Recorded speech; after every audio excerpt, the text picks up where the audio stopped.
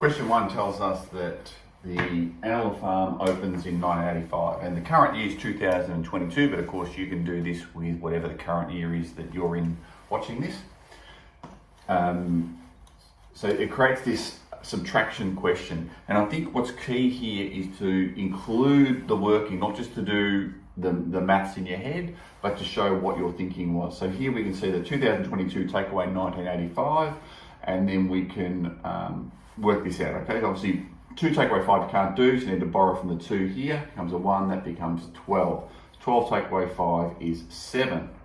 1 take away 8 you can't do, so you've got to go all the way over here and borrow from the 2, becomes a 1. That becomes a 10, you've got to borrow from that, that becomes a 9. That then becomes an 11. 11 take away 8 is 3. 9 take away 9 is 0. 1 take away 1 is 0, so it becomes 37 years that the animal farm has been open. Next question asks about entry prices. So we're buying tickets for 2 adults and 2 children. What's that going to cost us? So it's going to be 2 adults. So 2 times the adult price, which is $46. And we're going to add on to that 2 times the child's price, which is $30. So 2 46s are 92, plus 2 30s are 60. So that's going to cost us $152 to get in. The next part asks us to compare that to the price of a family ticket, which is also 2 adults, 2 children, and see what cost saving would be made if we bought a family pass instead. So that'll be 152, take away 135, and that tells us that the cost price saving is going to be $17. Next question looks at the idea of feeding these pigs, and the pigs eat 4 kilos of food per day each. So if we've got 23 pigs, it's going to be 23 multiplied by the 4. So that gives us how much they're going to eat in one day. Okay, so 23 pigs will eat 4 times 4 kilos, and then we're going to multiply that by 100 to get the total that it'll be over 100 days. And then ultimately, 4 times 23 is 92, times by 100 is going to be 9,200 kilos of food. Next question asks us to list all of the prime numbers 50 to 60. So I've listed all of the numbers 50 to 60, and just to sort of show you how we can eliminate these and just end up with the ones that are the answers. Prime numbers are numbers that have 2 factors. So anything that's an even number in this scenario is going to be excluded. So we can get rid of all of the even numbers to start with. So they're all out. That's the easiest one to get rid of. Then we want to think about our divisibility test for the number 3. So any number that if you add the digits together add up to 3, 6 or 9 is a multiple of 3. So 5 and 1 is 6, so it's a multiple of 3. 5 and 7 is 12, and 12, 1 plus 2 is 3, so that's a multiple of 3. So that's easy to eliminate. And then the last one here, you've got anything that ends in a 0 or a 5 is a multiple of 5. So we end up with just these two, 53 and 59. The 2 numbers left over, and they are the 2 prime numbers between 50 and 60. Okay, 7 plus negative 18. So a plus and a negative makes a negative. So this question is actually 7 take away 18. So it's going to be an answer that's less than 0, and 7 take away 18 is going to leave you with negative 11.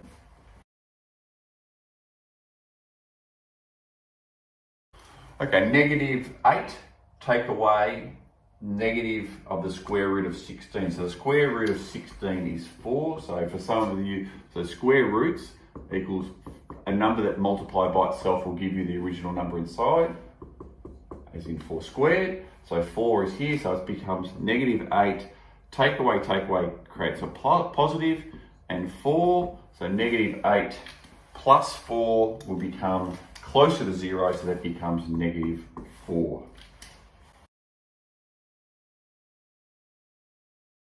Three squared multiplied by 2 cubed. So 3 squared is 3 times 3, so that's 9, multiplied by 2 cubed, which is 2 times 2 times 2. So the 3 here indicates how many 2's there are here.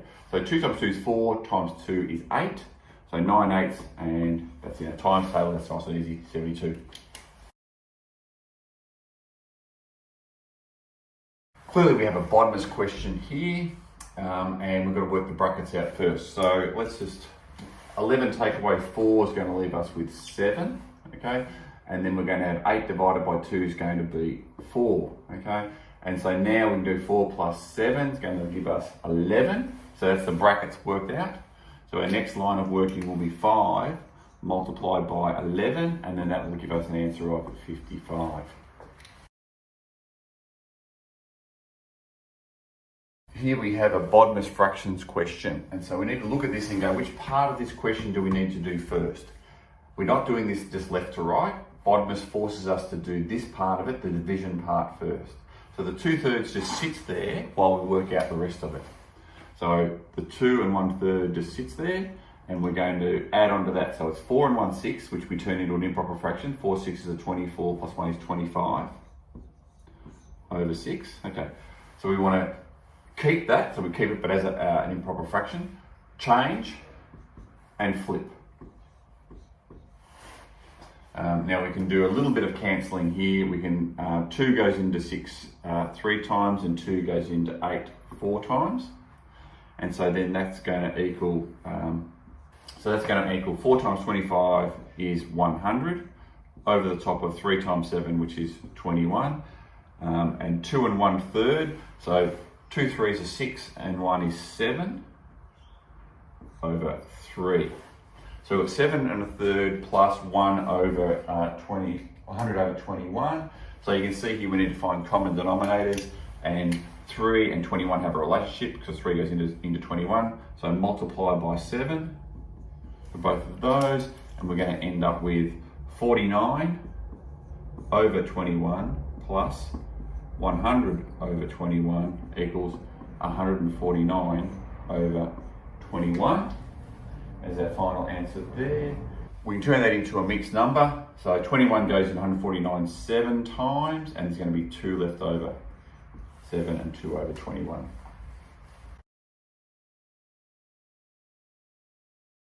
All right, so highest common factor of 36 and 48. So we want to list the factors of 36 and 48. So 36 and 12 and 9 and 4 and 3 and 2 and 1. I've left one out here, which would be 18 in there, okay. And then for 48, it's going to be 48, 24, and it's going to be 12, and I've missed one out there.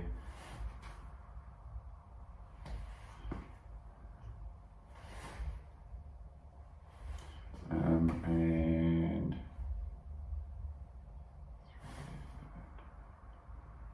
16, sorry, 16, and 8, and 6, and 4, and 3, and 2, and 1. And so then it's, those two are the highest in those two sets of factors. Lowest common multiples, the next question for 12 and 8. So we just need to list the multiples of each of those numbers. And here 12, the multiples of 12 will be 12, 24, 36, 48, 60, etc. And for 8, 16, 24, 32, 40. And we're after the multiple that appears in both rows and is the lowest. So 24 appears in both, and it's the lowest number out of both those lists.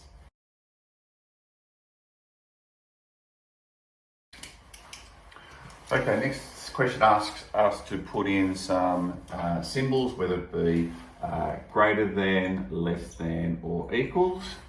For these sorts of questions, if you have any level of confusion with these, I would suggest that you draw yourself a number line, and then you sort of position your fingers on the number line where those numbers are to see which one is larger than the other one. So here you've got -6 compared to -5. So -6 is less than -5, so we want to put a less than sign in here. -10 is greater than -15, so we want to put a greater than sign in here. 8 take away 10 is -2, so -2 is equal to -2. And here we have 7 squared is 49, and the square root of 49 is 7, so 49 is greater than 7.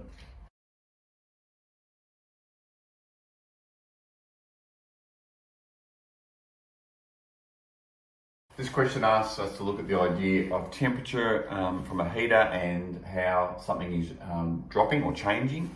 And this question asks for the temperature change. So it starts at 35 degrees, it drops 11, and then it drops by 5 more. So how much has it dropped?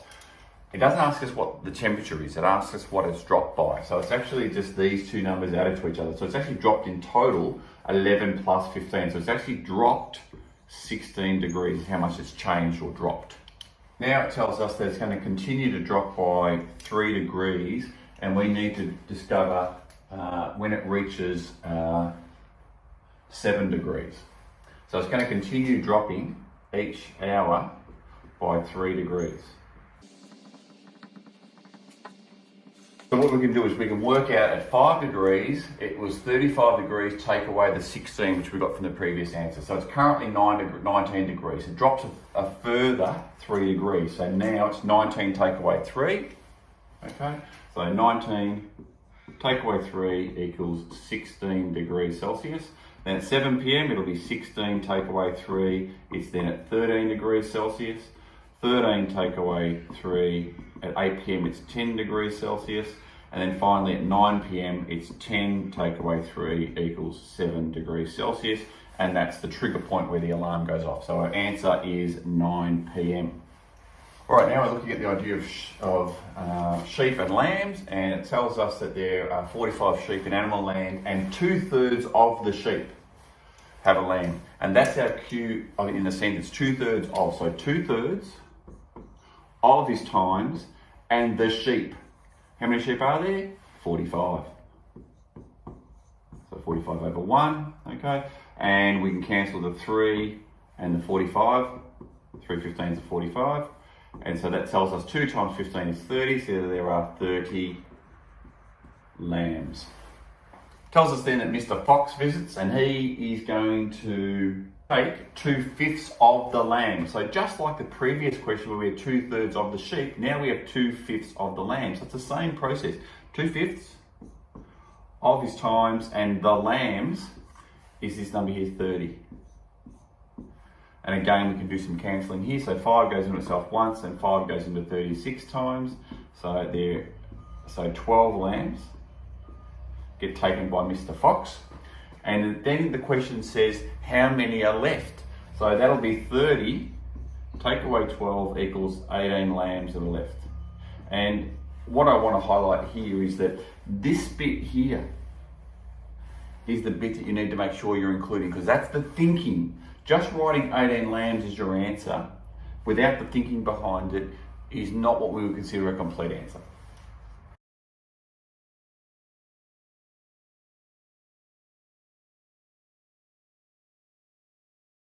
Okay, so now we need to look at some animal feed, and we've got 3 bags turn up. One of them's 2/5 full, one of them's 1/6 full, and one of them's 1/3 full. And the question is, we need 4/5 of a bag in order to feed our animals. Have we got enough? So we need to do an addition here to see how much we've got, and then we need to do a comparison to see whether that's enough.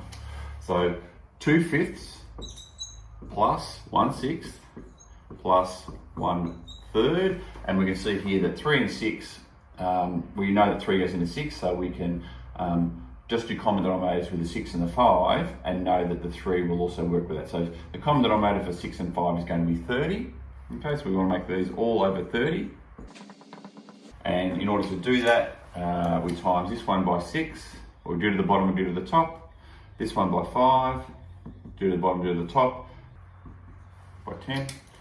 And so now we can go 2 6s are 12, 1 5 is 5, 1 10 is 10. And we can add across, so that's going to give us 10 and 12 is 22, and so it's 27 over 30. 3 goes into 27 9 times, and 3 goes into 30 10 times, so 9/10. And 9/10 is greater than, well, this is 4/5, which would become 8/10, then 8/10. Okay, so we have enough feed to feed the animals. We have a dot plot of children going and collecting eggs. And so the first question asks us how many children went to collect eggs. And so each one of these dots represents a child and how many eggs that they collected. So we see here that one child went and collected and they came back with 9 eggs. One child came back with 5 eggs. 2 children came back with 4 eggs. Okay, no child came back with 6 eggs, etc. Okay, so to work out how many children there are, it's simply a case of counting up all of the dots. And if you count all the dots, there are in fact 20 dots in total. So that's 20 children or 20 students that went to collect eggs. Now it says find the number of children that collected at least 2 eggs. At least 2. So that's all of the children that are this direction. They've all collected at least 2. Now, there's 2 ways of solving this. You could just count up all of the dots here and that will give you all that collected 2, or you could just go 4 and 6 is 10, so 10 didn't, and 10 from 20 leaves 10. So there were, in fact, 10 students who collected at least. So 10 children collected 2 or more eggs. Then it says calculate the median of eggs collected. Now we use the formula here of n plus 1 divided by 2. So the number of students is 20, and we add 1 and we divide that by 2 equals 21 divided by 2. So that equals 10.5, okay? And so what we can do with that information is we can go in and go the 10th, so it's in between here, the 10th and the 11th, in between here. So the median is 1.5.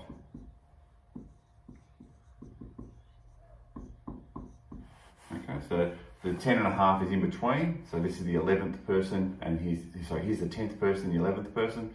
So 10.5 is in between here, so it's in between 1 and 2, so 1.5 eggs was the median that got collected. Then it asks us to find the mode. So the mode is the most common result, and clearly this is the mode. Okay, so the most common result is 1. So the mode is 1. And then the range is the largest number, which is 9. Take away the smallest number, which is 0. So the range is 9. Okay, so now we've got a comparing of fractions task. So we have Animal Land with 14 over 3 bales of hay. Please note the spelling mistake in the original question. And 9 compared to Lyndhurst, which has 19 over 5 bales of hay. And we need to see which farm has the greater amount. So it's simply a case of doing mixed fractions. So if we do 3 into 14, so 14 over 3 becomes 4 and 2/3 for Animal Land. And then Lyndhurst, 5 goes into 19 3 times. We can just compare the fact that these mixed numbers give us whole numbers, and that's an easier comparison, because that tells us then that Animal Land has 4 and 2/3, which is a larger number, so it has more hay. So 4 and 2/3 is greater than 3 and 4/5.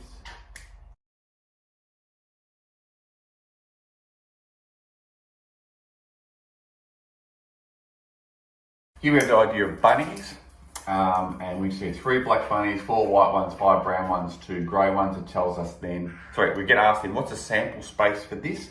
This is just all the choices. So our sample space here is simply these words here, because they're the choices. If you were going to choose a bunny, what are the possibilities? So it would be black, white, brown, and grey would be the sample space, and we just need to use this fancy little bracket to do that. And the number for the span sample space you could add as 4, but these words are really what the question is asking you for. And then it says to find the probability of pulling out a black bunny, of selecting a black bunny. So that would be, the black would be 3, and it's out of the total number of choices. So that's 2 plus 5 plus 4 plus 3, so that's 7 and 7, so that's 14. So you've got 3 chances out of 14. That's already in lowest terms, so you can leave it as 3 out of 14. And then it asks you, what's the probability of a farmer pulling out a grey or a brown bunny? So grey or brown, so that's 5 plus 2, and that's over the top again of 14, okay? And so that'll give you 7 over 14, and that gives you a 1 in 2 or 1/2 chance of getting the grey or the brown bunny. B says, write an outcome for this event that has a possibility of 6 over 7. Okay, 6 over 7. So what we want to do here is we want to then convert that back to the original number. So we want something where we end up with 12 over 14. So what we're looking for here is combinations that add up to 12. Okay, so for example, 5 and 4 and 3 add up to 12. Okay, so black and white and brown all add up to 12. So that's one combination that would work. Okay, so that gives us 3 plus 4 plus 5. Okay, and that equals 12 over 14. Okay, now we have the idea of chickens eating their bag of wheat. So 3 chickens take eat one bag in 4 days. So that means that 1 chicken would eat 1/3 of a bag, okay, in 4 days. So what we've here is just divided by 3, and then we've divided by 3 here as well. Okay, so we're getting down to 1 chicken, 1/3 of a bag in 4 days. And so therefore, what would they eat? What would 1 chicken eat in 4 days? So then we wanted to divide that again. So it's 1 chicken, and it's 1/3 divided by 4, okay? And so that equals 1/3 multiplied by 1 over 4 equals 1 over 12. So 1 chicken eats 1/12 of a bag in 1 day.